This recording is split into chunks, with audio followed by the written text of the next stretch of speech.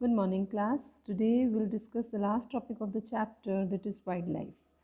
Prior to this, we had discussed all the types of vegetation or biomes in the world or in our country.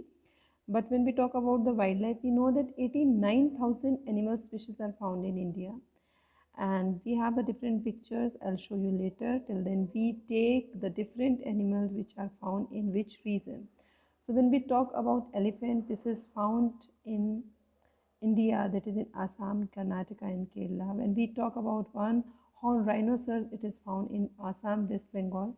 Arid areas of Rann and Kutch and the desert area, it is the habitat of wildlife, wild asses. Then tiger, they are found in Madhya Pradesh, Sundarbans of West Bengal, and that is of Himalayan region, that is Ladakh. Freezing cold region is the home of yak and shaggy horned white ox, that is Tibetan antelope and Baral wildlife, wild sheep, and Kiang, the ibex bear, snow leopard, and a very rare red panda, which are found here. The rivers, the lakes, the coastal areas, turtle, crocodile, and gharials are found. So the animal and human being have imbalanced the ecosystem. We'll see, because the excessive interference of human being, most of the species of flora and fauna have been extinct.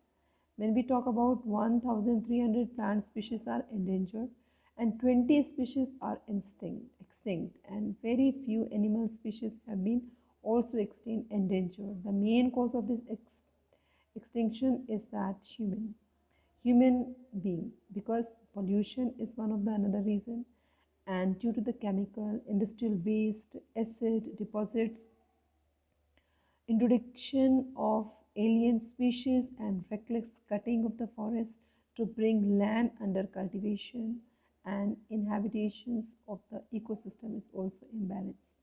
So after this, we see some pictures which have been are on endangered or extinct from our country. So let's see. When we talk about the birds, we see here like migratory birds, the birds which come in our country in the, because we are on tropical region, and in this region particularly, the birds which come from Siberia, they are called Siberian crane. You can see them here. Then this is flamingo, beautifully it is shown.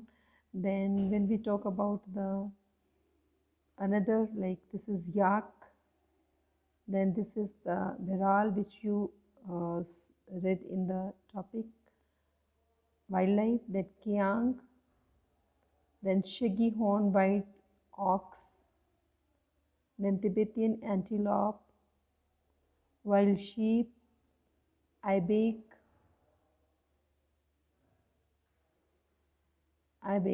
then is Himalayan black bear, snow leopard, red panda.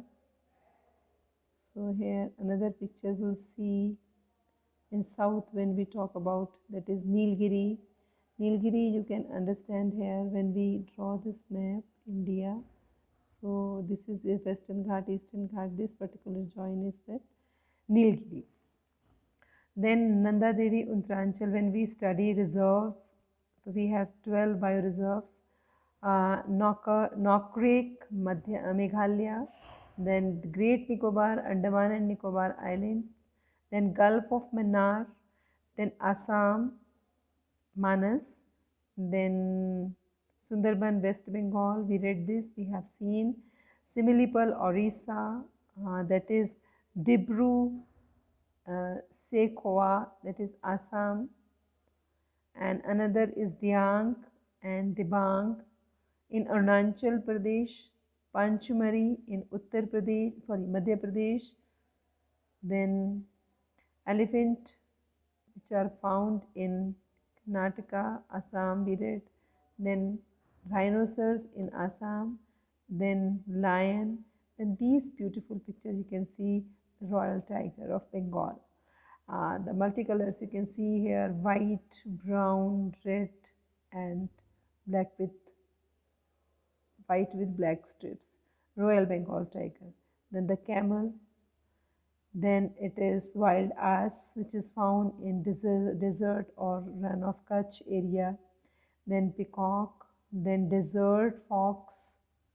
So these were all the beautiful pictures, but these pictures are sometimes come in some of the category which we can say that they are endangered. After this, we'll see how these animals can be protected. Then we take what the government is taking action. So major species animals are facing a major threat of extinction. Extinction means like they can be finished in future. What is the reason behind how we can them protect? So we see hunting by the greedy hunters for the commercial purpose. Generally, it is the main cause. Population due to chemical and industrial waste acid deposits in the river. So because these animals drink the water of these rivers, they can be affected, and they affected even. So introduction of alien species which are you can say are coming from outside, and reckless cutting of the forest for bring land under the cultivation inhabitation. Means forests are cut down, deforestation taking place, land is coming under the agriculture business purpose or some other purposes. So this is the main reason, because these habitats of these animals are going to be finished. So what are the steps taken by the government to protect flora and fauna? The steps are taken by, we know that 14 अभी तो 18 हो गए हैं, ठीक है, 18 biosphere reserves we have been set up in our country to protect flora and fauna. Flora out of these namely Sundarban, Nanda Devi, the picture you have seen there, and Gulf of Mannar, Nilgiris have been included in the world network of biosphere reserves. Financial or technical assistance is provided by the Botanical Garden by the government since 1992. Project Tiger, Project Rhino, Project Create Indian Bustard, and many other eco developmental projects have been introduced. 89 reserves. This is the previous detail, which is now the number of means national park have been increased, and the number of the wildlife sanctuaries have been increased, so more than 105.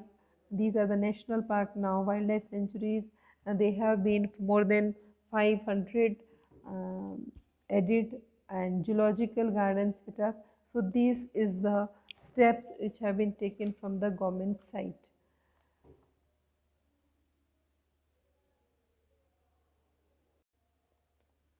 So here we can see this is particular we read about the wildlife and the natural vegetation in our country India. So these animals we have discussed where they are found.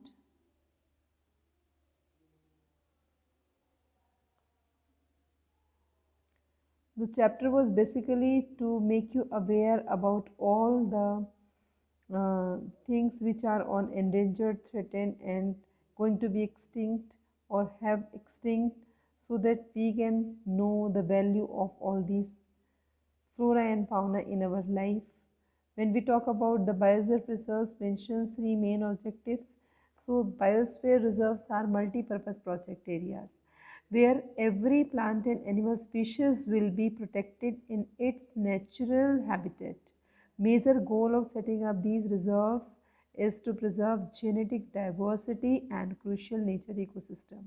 The major objective of these bioreserves are to conserve and maintain the diversity and integrity of natural inheritance and its full form, that is physical environment of flora and fauna.